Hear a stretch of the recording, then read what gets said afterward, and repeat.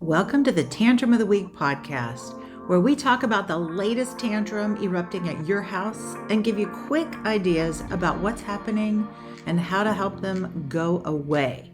I'm Lynn McLean. I'm a child therapist and parent coach, and I've helped lots of parents manage lots of tantrums. We talk about real tantrums every podcast and give you pro tips about how to manage them. I'm so glad you're here. This episode of Tantrum of the Week talks about a family who has a parent in law enforcement, and they have a definite culture of wanting their family to be safe and to have a rule-based approach to safety at their house. We don't think often of law enforcement as a culture, but it definitely is. It's a distinct group that has its own experiences and norms and ideas. And that's what this dad is experiencing with this week's tantrum. We have a dad who's, as I mentioned, in law enforcement, and their 10-year-old son has decided that they would like to go to a sleepover that they've been invited to. And parent has asked some more questions. Dad's finding out what all the details are and has found out that the parents are going to be gone for a portion of the evening. They'll be there for dinner, but then they're going to have to go out and they will have an older sibling supervising the kids at the sleepover at a time that they will be probably, maybe, asleep. Unfortunately, Dad has decided that it's not safe for Jake, his son, to go to another kid's house if the parents are not physically there and supervising. And so has to say, no, you can't go to this sleepover. Jake understandably explodes and yells, "It's not fair. Nobody else's parents even care about this. Whitey, you're always embarrassing me." And he leaves and slams his door. This is so hard. And I really understand this from both of their perspectives. Dad really sees a lot of things in his job and knows that parental supervision is so important and knows that keeping track of what's happening in the places where his kid is really crucial to his sense of perceived safety for his child. So that's the rule, and he's not willing to break it. Jake is 10. He really wants to be in with his buddies. So some of his best friends are there. They're going to be playing the favorite video games. And it feels like a real privilege to be able to go and sleep over at this friend's house with all of his other buddies. So both of them are in a position of feeling really difficult in a difficult situation and feeling like they're right. And you know what? In a way, they absolutely both are.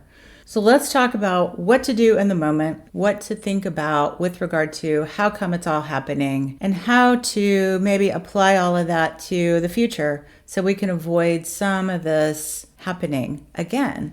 You can think about how to head off tantrums. It's not cheating to set yourself up for success. So in the moment, let's just say that Jake hasn't broken any big rules. So running off, yelling at dad, slamming the door, it may not be ideal, but let's just say that in this household, those are not big rules to have been broken. So there is not a need to set an immediate limit for safety. And dad can take a moment, which I think is so important, to calm down. He's probably feeling a lot of different things. That his child reacted this way to a rule that he knows. They've talked about it as a family. This was not a surprise to Jake.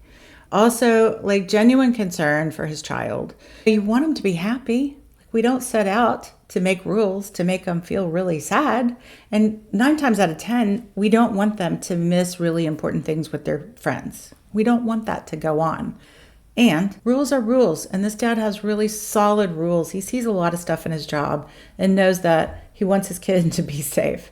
So all of this is probably rolling through his mind at lightning speed, and he's probably not able to completely process it. So just taking a moment to be like, I'm mad at this kid. I'm in the right here. He knew this was what was supposed to happen. And I can't believe he even asked me this without knowing that this older brother was supposed to be watching them. Instead of all of that, just take a minute, breathe, set all that to the side for right now. Okay, all right. He did calm himself down enough to move away. He didn't keep yelling at me. He didn't break anything. All right, calming down. All of the calming down can really help give Jake a minute too. And so Jake has removed himself from the situation. He's probably getting a little bit of equilibrium back. Dad can then join him once he's calm enough. And being together, they can really help each other calm down, believe it or not. Dad really being calm can help Jake start to regain his regulation.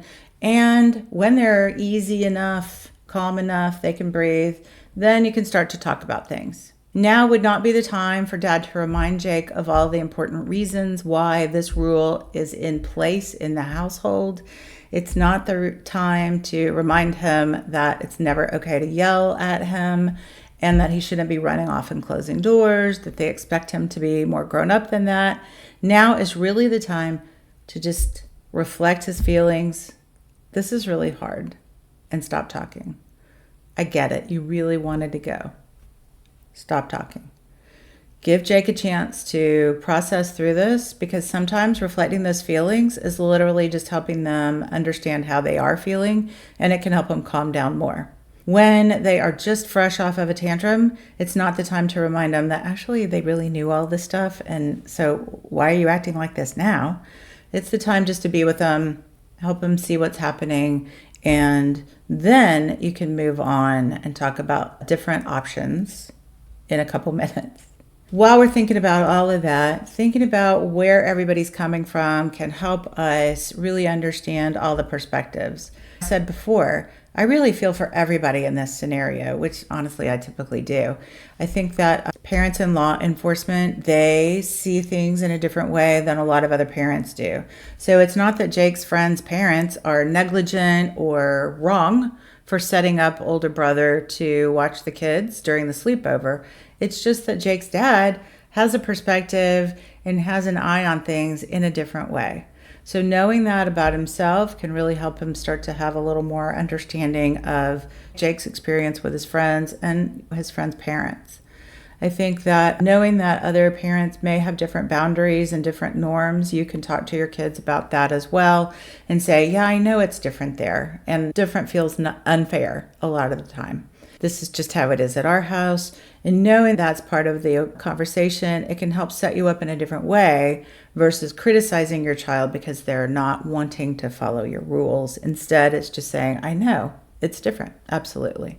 It helps us connect with them in a different way. Thinking of where Jake's coming from, we don't think of 10-year-olds a lot of times as being in a pre-adolescent stage, but really these tweens are. And they are in the throes of really connecting with their peer groups and feeling, okay, I'm going to be more independent.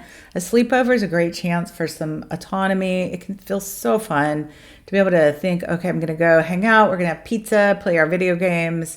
And it's going to be the best time to just be uninterrupted with my buddies. So thinking about how he's feeling about all that and then to have it taken away is really hard. Another thing that tweens are doing is comparing themselves to peers and thinking about the embarrassment of, great, my dad is so strict because he's a police officer. That's embarrassing to Jake, and it might help make him feel set apart from his friends, which is another really rotten feeling when you're this age. And especially when you were really looking forward to this time with your friends. So we've really got an idea of both of them and where they're coming from and some empathy for them. What you can do then, if you're Jake's dad, is really explaining the why and remembering that empathy, remembering the feelings that Jake is having. So I really get it. You really wanted to go. This sounds like so much fun. And you really thought it would be okay that his brother was going to be there. I think maybe it felt embarrassing that I called his dad and asked some questions and then told you couldn't go. And I think it feels really hard not to be able to be there. All of this is just reflecting how Jake is feeling. And again, you see the empathy. You really want it to be validating what he's feeling. He's not bad because he wants to do this. Now, let me be clear. It's not okay for him to go. This is a rule in the family. This is a rule that parents have set, and it's a rule that they should hold. There are great reasons and great family values around this, and it should stay in place. Again, Jake's not bad because he wants to do it. It's just not going to be okay. I think offering choices that are okay with parents might be an option here. So Jake's old enough to have some good ideas. So it may be that he could go for the portion of the evening that the parents will be there. Dad could communicate, oh, okay, what time are y'all needing to leave? What time is older brother going to step in? Great, you know what? I'll come get Jake at that time. Jake may not love it. It's not going to feel great to him, but that might be a better option than not getting to go at all. It also might be that, okay, he can't go this time. Maybe it's too hard to leave early. You know what? We could have kids come over to our house. I can be there all weekend. Kids can come. Mom and I will be there to supervise. We can tell their parents, y'all can come and do the same thing at our house in a couple weeks. So maybe that feels like a decent option. Not ideal. Jake may not love it, but you know what? It offers him some perspective that, I care about what you want. And our rules are our rules because I want to keep you safe. I think that really knowing why you hold the rule that you do keeps you solid, keeps you firm, but responding with some empathy and responding with some appropriate choices can help your child feel heard. It also helps build that muscle of delaying gratification. So even though they are super upset and not okay with your holding the rule in your household, it does help when you just respond with calmness and say, I know, you know what? It's how it is. I think it feels hard sometimes for me to be a police officer and I have this expectation for you and I'm going to keep you safe. It can help him start to be like, all right. This is how it is with my dad. And there are ways then that I can be with my friends in a way that's okay with our family rules. Understanding where everybody's coming from can just really give you so much perspective and ability to navigate these kinds of situations in the future. I'm so glad you were here for this episode of Tantrum of the Week. I'd love to know if any of this happens at your house and how you handle it. Comment, subscribe, and email us about your kid's Tantrum of the Week. We love to hear about your passionate kids. And even though I am a real play therapist, this episode is not therapy. There are lots of amazing professionals, and I recommend that you contact them if your family needs that kind of support. Be sure to grab your free copy of Why the Latest Parenting Trends Aren't Working for You and What You Might Try Instead at the link in the show notes. And be sure to send us your kid's Tantrum of the Week. We just might feature you on an upcoming episode. We'll see you next time at the Tantrum of the Week.